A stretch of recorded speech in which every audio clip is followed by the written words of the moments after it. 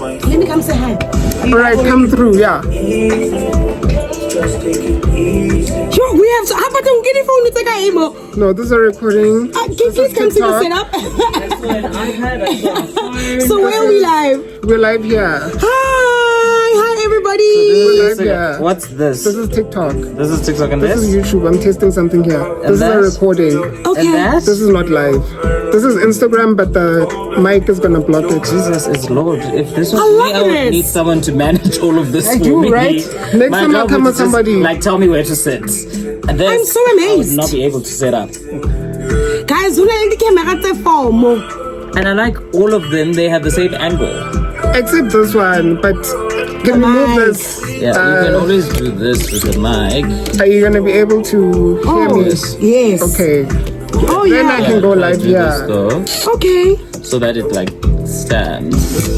There you go. I'm Or you're just inspired gonna by have you. to move it a bit like that. I didn't realize you got four gadgets so now. The iPhone is gonna Bro, I'm just like, if it was me, I would need someone to just do that and then tell me where to stand or sit. on 5 nights. So we're about to do one of my favorite things, and that is to talk about books. Oh yeah, I have been looking forward to this. Yes, I am a big book lover, and somebody who is a big book lover himself is Atlegang Mosimane from Khosi Bookshelf. He is back on the show, and we're talking all things books. How are you doing, Atlegang? I'm good, thanks. I'm gonna teach you to emphasize the Khosi. Khosi. Yes. Do you know I love the name Khosi so much, but I always say Khosi instead of Let's pull Khosi. it from the back of your throat. Let's see if Ati can say it. He's new in Joburg, and that is a very Tswana surname. I was just about to ask, is it not Khosi instead of Khosi? So it's Sit- Khosi, yes. not Khosi. Yes. Yes. Do you know that's what I want to name my firstborn child? Oh, that's But sweet. then I have to learn how to actually pronounce the name. Mosimane Khosi. Yes. Yes. You've got it now. Ah, I've got it. We are live everywhere. Where are we? We are on Instagram, we are on TikTok, we are on YouTube Live, and we're taking a recording, and we're live on the airwaves. There we go. Where can people follow you on the social so they can watch the live as well? At Khosi Bookshelf on any platform that you have. Okay, Unfortunately, amazing. except Twitter. Yeah. What are you reading at the moment? So, the task at hand was to bring South African books. So, Yes.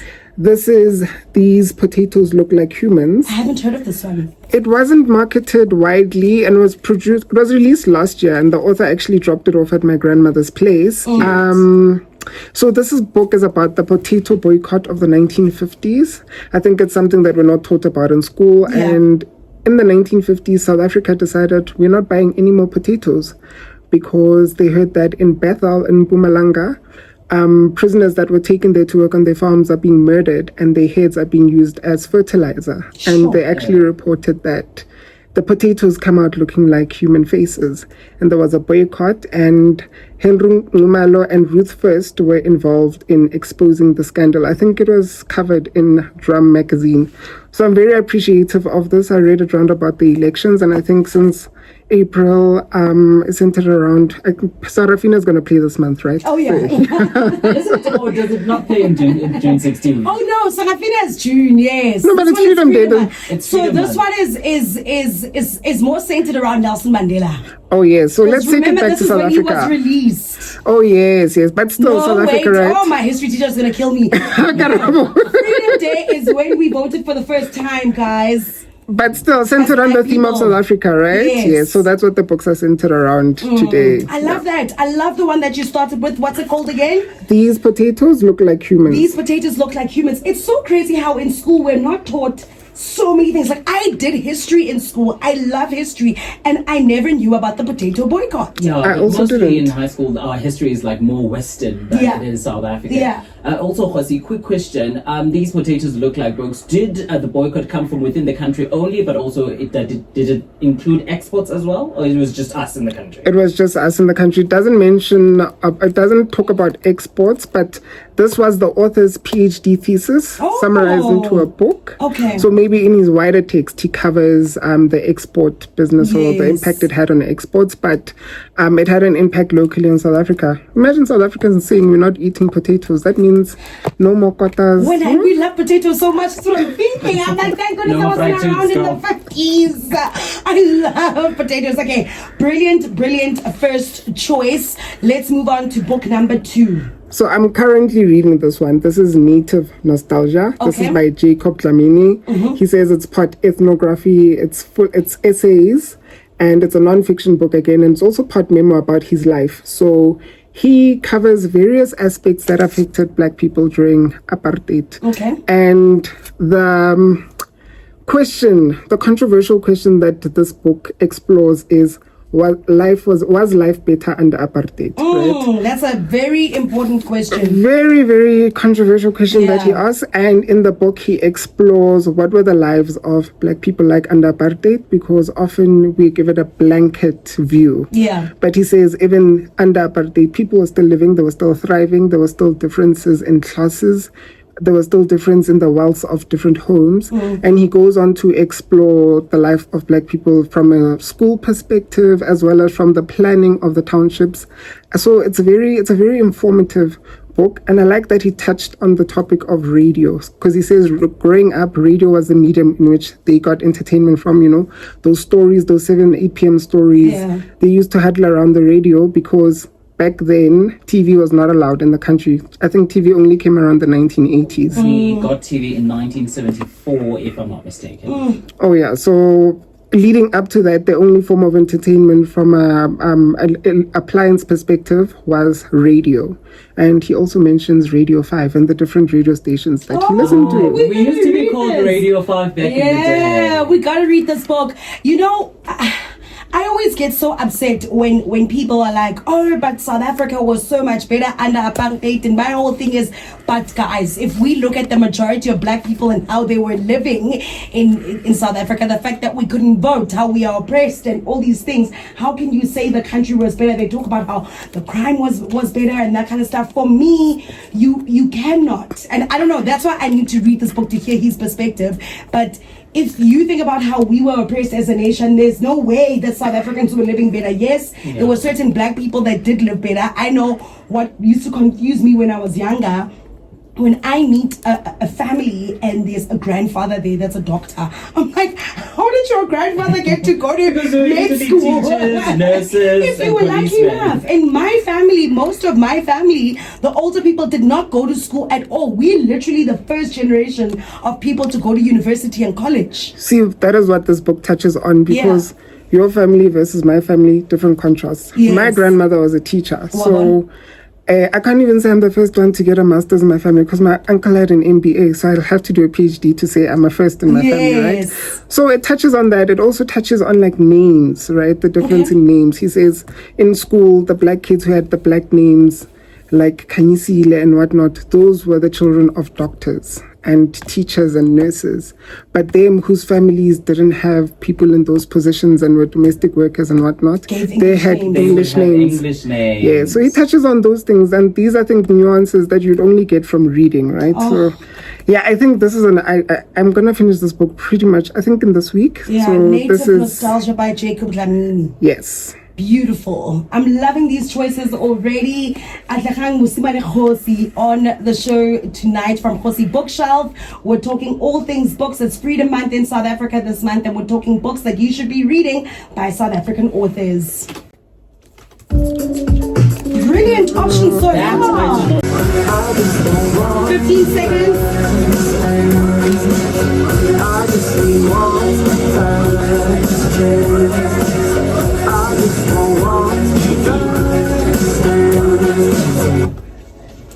It's Ben Rodriguez, One Last Chance, some Billie Eilish, Birds of a Feather. Right before that, we're hanging out with Atlegang Musimane Khosi from Khosi Bookshelf, and we're chatting all things books. It is Freedom Month in the country this month. We're celebrating Freedom Day on the 27th of April, and so Atlegang is discussing a couple of books that you need to be reading this month. Just a recap: we've got Native Nostalgia by Jacob Dlamini. That was the first option, and the second option is These Potatoes Look Like Humans. Brilliant brilliant options so far. What is next on your list? So with Native Nostalgia, we explored the Black experience of living in apartheid. Next, we've got the colored experience. This is Living Lekka by Yusuf Daniels. And this book is from Mitchell's Plane to Aeroplane. So what I really like about this book is this author, he's very funny. And in his series of books, he details his life from growing up in Mitchell's Plain to becoming a flight attendant to traveling the world. Oh, wow. But what's really special about his books is that he started writing his stories on Facebook. And then from his Facebook posts, people were like, make these experiences a book. And I think he's on book number 5 or 6. That is crazy. And he shares short stories from his life. I think the first book is centered on him growing up. Then the second book was him getting a job. The third book is him getting married and divorced. And then he writes about his kids. So he really takes us on his journey through life before apartheid in Cape Town and after apartheid and in the new democratic country and exploring life after that. I think for me, because I did grow up in a Black family, the experiences that I often hear of are the experiences of Black people under apartheid. You know what I mean? I hardly ever get to hear the stories of how colored people, for example, lived during that time. And I think this is such an important author and a book that every South African should pick up, not necessarily you coming from the colored community. I think it helps understand each other a lot more and understand our histories a lot more, because like you said, even as Black people, the experience of apartheid was not the same for everybody, and it's so important for us to know each other's experiences. I mean, we were talking off air about how in my family, I was one of the first people to graduate, but in your family, there are lots of people who've graduated. Yeah. And what's really nice about this book is that it's a very easy book to read. Okay, great. On an afternoon, you're just reading through this. The stories are very small, and then you're done. And that's how you start reading, right? So, is it short stories? Yes, it's short stories, essays from experiences in his life. So it's a non-fiction book for those who can't read fiction. Okay. It's crazy that some people can't read fiction. I don't understand it.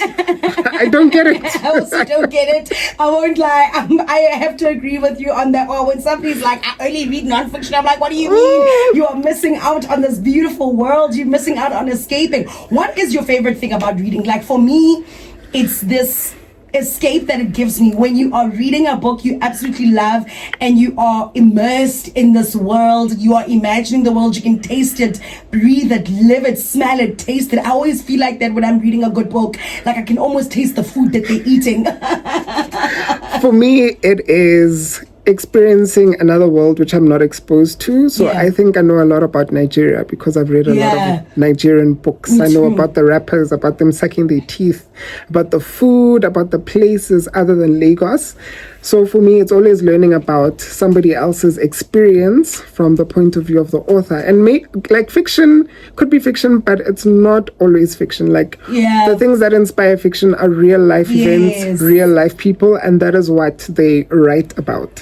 I remember I was an intern, one of my first jobs after varsity. I was interning and I was asking for a raise because I wanted to travel. And my boss was like, you can travel through books. They didn't want to give me a raise. They're like, you can travel through books. But that is true. You can most definitely travel through books. What is book number 4? So this is The Native Commissioner by Shaun Johnson. Okay. And this has been deemed as a book that you could find next to Ellen Payton's Cry the Beloved Country. Oh, wow. Right. So this book is about the main character. He's cleaning out his garage at home because his father, I think his parents have passed away and they're moving out, right? And his father passed away when he was like 8 years old. Okay. And he discovers his father's diaries and journals and whatnot. And he gets to relive his father's life as a native commissioner, right? So his father, so this is, I guess, the white experience under apartheid. Oh, okay, right? got it. Yes, so his father was a native commissioner, and a native commissioner was somebody who was tasked with taking care of a certain area, like a Bantustan, I think. And so it kind of explores that relationship where his father is against apartheid. He's not agreeing with it, but he works under the system. And he yearns to make a change, but he can't. He doesn't know how. He's How bound, do you do it? and he Yes. passes away still under apartheid. So that really explored what he went through, his relationship with the natives, I guess, because we would be the natives right under that system. So yeah, this book was really something different to read. I think it was the first book that I read about apartheid from a white person's perspective. I haven't done that before too, so that's definitely a book that I need to read. What's the name of the book and the author again?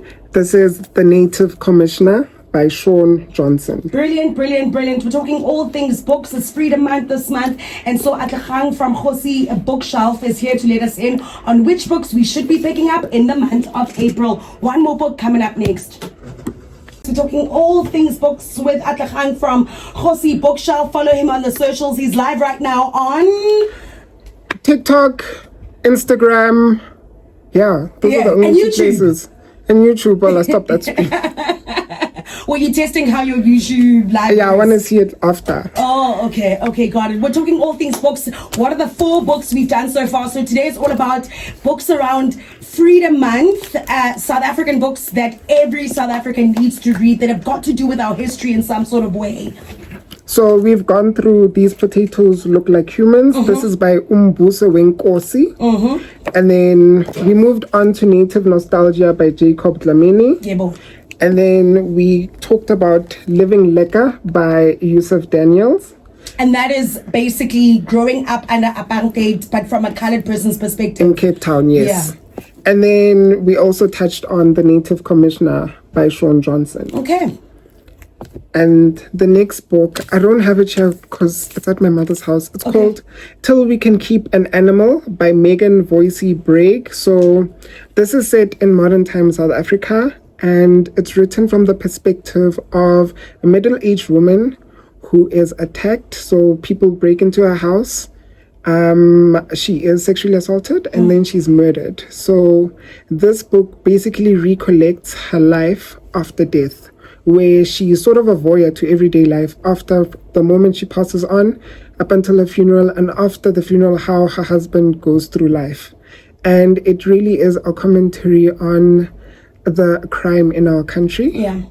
And as well, the notion of what happens in life after death, right? Because I think we've all had the perspective that once you pass away, then you're an angel.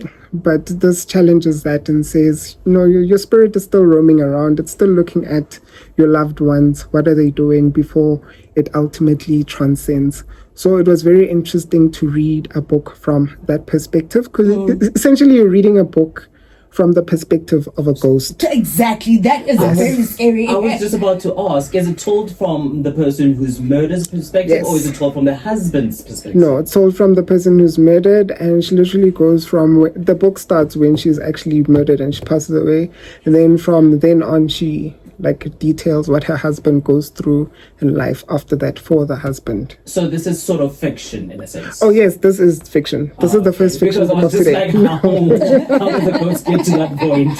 We normally have fiction. Yeah, we actually go through a lot of fiction books, but I love that today there was a lot of non-fiction for non-fiction lovers.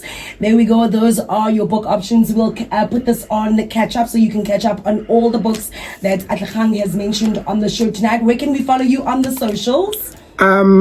TikTok, Instagram, YouTube, Twitter, it is at Voysey Bookshelf, and I've also got some books on my online bookstore. That is at www.vosseybookshelf.com. Amazing. Thank you so much. These were such amazing recommendations. It excites me that, first of all, you can travel through books. You can learn about your history through books. True. Things that we never got taught in our history classes, and also learning things about our country from the person's perspective, because so often when it comes to things about our country, we hear from our family's perspective, right? Yeah. And we never get to hear from other people's perspectives. The perspectives are different. My mom grew up in a township in Pretoria, but her experience was completely different to someone else's mother who grew up in Soweto or the Eastern Cape, for example. Exactly. And that's why these books are so important. Thank you so much for coming through.